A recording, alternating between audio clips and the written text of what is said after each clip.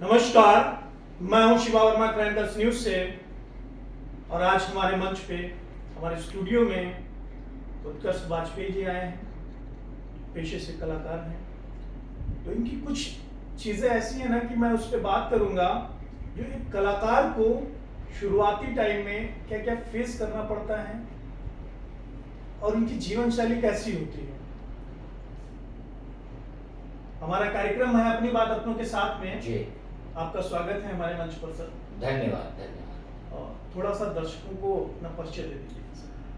नमस्कार। सबसे पहले तो मैं हमारी जो क्राइम न्यूज की टीम है इसका स्वागत वंदन एवं अभिनंदन करता हूं और ईश्वर को साक्षी मान के अपनी जनता जो एक प्रकार से हमारी ईश्वर तुल्य होती है उसको भी साक्षी मान के सभी का हृदय की गहराई से आभार व्यक्त करता हूं। जी। सर आप ये बताएं कि जैसे कलाकार का जो जीवन शैली होता है, जी। लोग बहुत जगह पे ऑडिशंस देते हैं, जाते हैं, अगर उनको बाय द वे काम मिल भी जाता है जी। तो उनको कैसी परेशानियों का सामना करना पड़ता है। बहुत अच्छा प्रश्न किया शिवा जी आपने। मैं चाह भी रहा था कि कलाकारों के जीवन का जो एक दर्पण होता है उसको किस प्रकार से हम उद्घाटित करें इस पॉडकास्ट के माध्यम से, ताकि हमारे दर्शकों तक ये मैसेज सीधा सीधा पहुंचे कि एक कलाकार बनना कितना मुश्किल है और कितना आसान भी है। देखिए, सबसे पहले तो मैं अपनी दर्शक दीर्घा को ये बताना चाहता हूं कि कलाकार का जो जीवन होता है वो उतार चढ़ाव से भरा होता है। ये जो उतार चढ़ाव है ये उसके जीवन में सदैव बना रहता है। सबसे पहला जो उतार चढ़ाव है वो आर्थिक अर्थव्यवस्था को लेके होता है। बिल्कुल एग्जैक्टली जी। उसी से उसका जीवन चल रहा है। और जब ये आर्थिक अर्थव्यवस्था एक नामचीन अभिनेता के बैनर के साथ पोस्ट हो जाती है, चस्पा हो जाती है, तो उसे उस पद पे बने रहने के लिए फिर संघर्ष करना पड़ता है। कोई ऐसा वाकया जो आपके जहन में हो जी। जो आप बताना चाहें दर्शकों से हमारे, क्योंकि बहुत सारे ऐसे लोग हैं ना जिनके साथ ऐसी ट्रेजेडी हो जाती है जी कि वो मजबूर है, होपलेस हो जाते हैं वहां पे कि उन चीजों को कैसे एक्सप्रेस करें, कहाँ उस चीज को निकालें कि वो चीजें शॉर्ट हो पाए। देखिए, सबसे पहले तो मैं एक बहुत अच्छा सा जुमला है जो मैं हमेशा अपने पॉडकास्ट में बोलता हूँ कि कोशिश करने वालों की कभी हार नहीं होती, क्योंकि योग्यता किसी परिचय की मोहताज नहीं होती। बिल्कुल बिल्कुल सही कहा आपने। फलक की जिद है बिजलियां गिराने की, फलक की जिद है बिजलियां गिराने की, हमारी भी जिद है वही आशियां बनाने की। क्या बात है। जिसने ये सोच लिया, समझ लिया, जान लिया, मान लिया, ठान लिया, वही इस अभिनय की तपस्या को जीता है और जीने के साथ में वो एक शहंशाह और सिकंदर के रूप में अपने आप को स्थापित कर पाता है। जो ये समझ लेता है कि नहीं यार कुछ हो नहीं रहा है, चलो इसको हम ड्रॉप कर देते हैं, ऐसे 99% केसेस होते हैं जो यात्रा बीच में छोड़ देते हैं। अभिनय एक तपस्या है मित्र, क्योंकि अभिनय में वही तपस्वी विजयी होता है जो इस यात्रा में बराबर लगा रहता है, बसा रहता है, रमा रहता है। इतनी भी ठोकरें क्यों ना आए, भाव अभाव जी उसके जीवन में यत्र तत्र सर्वत्र बना रहेगा, लेकिन उसका जो एक लक्ष्य है, जैसे अर्जुन, जब आप महाभारत के उस संदर्भ में जाइए तो जी, तो वहां पे कहा गया था, जब विश्वामित्र जी थे वो जब बोल रहे थे कि भाई आपको उस वृक्ष पे क्या दिखाई दे रहा है, तो बहुत सारे जो कौरव पुत्र पांडव पुत्र आए, किसी को वो वृक्ष दिखाई दे रहा था, किसी को डाली दिखाई दे रही थी, किसी को उसके पीछे की जो है वो चोटी दिखाई दे रही थी, लेकिन अर्जुन जो थे उन्हें सिर्फ उस वृक्ष पे उस पक्षी की आंख दिखाई दे रही थी। वो भी कह सकते थे कि मुनिवर मुनिश्रेष्ठ हमें बहुत सारी चीजें दिखाई दे रही हैं, लेकिन वो उनका लक्ष्य केंद्रित था। बिल्कुल जी।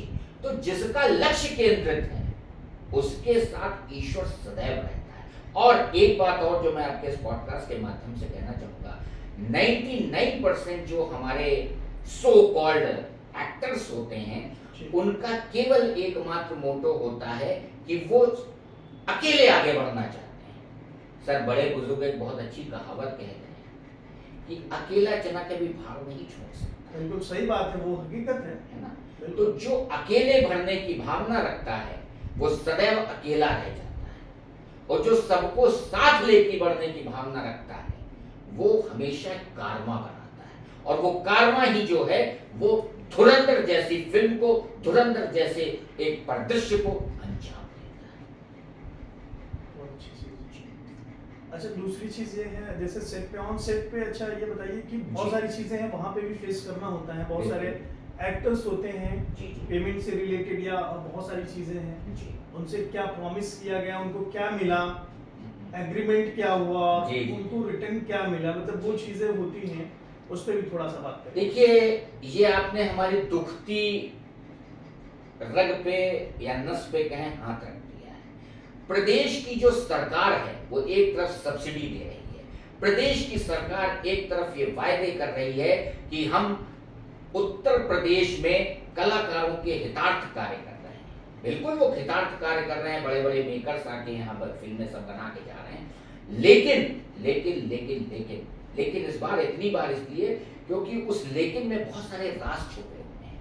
वो राज यूं छुपे हुए हैं कि पहली बात तो यहाँ पे यूनियन की कमी है, जिसकी वजह से कलाकार जो है वो अकेला जो है संघर्ष कर रहा है, और वो अकेला अपने मानदेय को लेके भी बराबर संघर्ष कर रहा है। क्योंकि वायदे किए जाते हैं कि सर आपका पर डे ये है, सर आपके साथ ये एग्रीमेंट हो रहा है, सर आपके साथ ये हो रहा है, लेकिन ये जब कोई रेनाउंड प्रोडक्शन डायरेक्ट कास्टिंग करता है, जैसे मुंबई का कोई नामचीन कास्टिंग डायरेक्टर है या कास्टिंग एजेंसी है, जब वो डायरेक्ट आपकी कास्टिंग करती है तो वहां पे 99% चांसेस ऐसे होते हैं कि उसमें आपका मानदेय भी अच्छा होता है, और उसमें आप अपने आप को एक सही मायने में सेलिब्रिटी समझने लगते हैं। इसका एक बहुत बड़ा एग्जाम्पल मैं स्वयं आपको देता हूँ।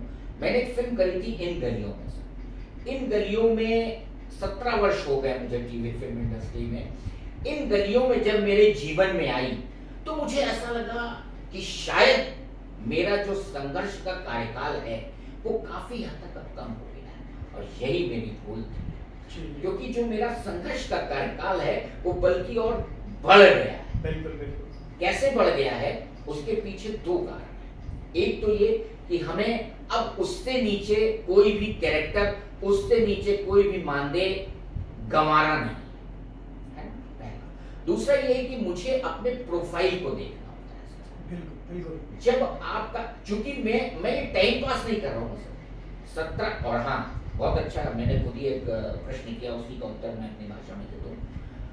जो भी नवगांतुक हमारी टीवी फिल्म इंडस्ट्री में कदम रखना चाहते हैं, माननीय उन सभी से हाथ जोड़ के करबद्ध निवेदन, प्रार्थना, विनती कर रहा हूं कि वो केवल पैसे को सोच के, देख के टीवी फिल्म इंडस्ट्री में कभी कदम ना रखें। वो अपनी क्राफ्ट को पहले ध्यान दें। बिल्कुल।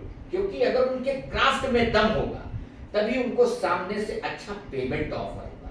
सर 17 वर्ष के बाद जाके आज जब मैंने इन गलियों में किया तो मैं कुछ एक कह सकता हूं, मैंने फिल्म इंडस्ट्री में एक अच्छा मानदेय प्राप्त किया, लेकिन उस मानदेय के पीछे बड़े सारे झोल हैं कि प्रोडक्शन ने कुछ कहा, हमारे सो कॉल्ड यहाँ के जो कोऑर्डिनेटर हैं उन्होंने उस मानदेय में काफी कटौतियां करी, और ये कटौतियां सिर्फ मेरे साथ ही नहीं होती, ये जाति यहाँ के हर कलाकार के साथ बराबर हो रही है। तो इस विषय में प्रदेश सरकार को जरूर सोचना चाहिए। अच्छा, हमारे युवाओं, जो युवा कलाकार जो जी। आना भी चाह रहे हैं इंडस्ट्री में, काम करना चाह रहे हैं, उनके लिए कोई आपके लिए आप चाहते हैं, संदेश देना चाहते हैं? देखिए, संदेश बस यही है कि अगर आपको इस इंडस्ट्री में आना है तो आपको लक्ष्य आपका फिर यही होना चाहिए। फिर आपके जीवन में चाहे जितने झंझावात आ जाएं, आप चाहे जितनी विषम परिस्थितियों में घिरे हो, लेकिन आपको यत्र तत्र सर्वत्र